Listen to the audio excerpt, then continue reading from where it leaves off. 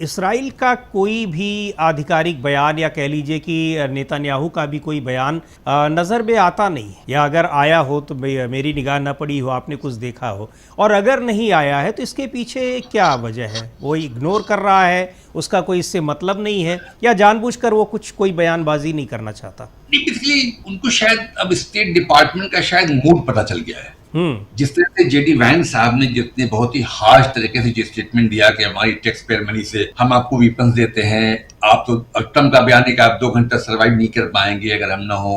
तो JD Vance और दोनों का जिस तरह का जो रवैया बदला है उससे शायद वो बहुत ही अलर्ट और कॉन्शियस है नेतन्याहू। और उसके अलावा नेतन्याहू की इंटरनल प्रॉब्लम बढ़ती जा रही है। अभी उनके इलेक्शन है और उसमें उस तरह का भी जो रेट अभी जो सर्वे आ रहे हैं, जो बहुत सारे जो रीडिंग आ रही है सर्वे, उससे लग रहा है कि इलेक्शन लूज कर रहे हैं वो।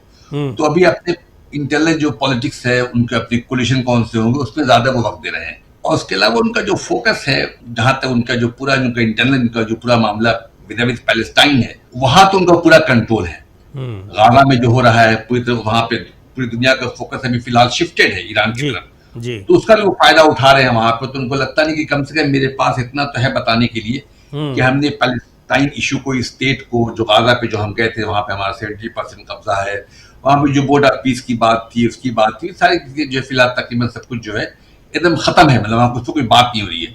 तो वहां वो बताने के लिए मेरे ख्याल में इस लायक है कि अपनी कॉन्स्टिट्यूंसी को इलेक्शन के दौरान इलेक्ट्रल कैंपेन के दौरान वो बता सकेंगे।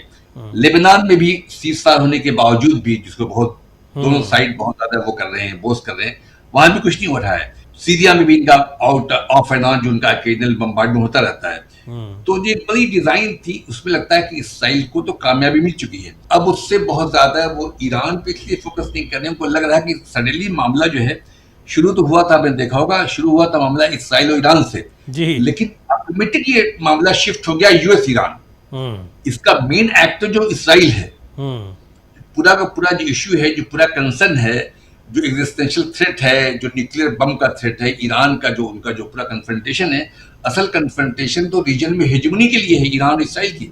लेकिन आपने देखा होगा 2-3 महीने में वो कैसे मामला ट्रांसफॉर्म हो, एक जो लड़ाई चली थी इसराइल और ईरान की, वो लड़ाई अब हो गई यूएस ईरान की हो गई है। इस पूरे नेगोशिएशन में इसराइल जो नंबर 1 प्लेयर था, वो नंबर 3 भी नहीं है। तो इसराइल को लगता है कि अब शायद ईरान फिलहाल जब तक ट्रम्प पावर में है, व्हाइट हाउस में, तब तक मेरे ख्याल में ईरान को टच करना या ईरान पे बहुत ज्यादा वो करना उनके लिए भी बहुत ज्यादा फिजिबल नहीं है, बहुत ज्यादा कोई वाइस स्टेप नहीं है। हालांकि उनके जो है आर्मी चीफ का कभी कभी बयान आता है कि हम ईरान को ये कर देंगे, हम बिल्कुल तैयार हैं, अलर्ट हैं, हम कभी भी वो कर सकते हैं।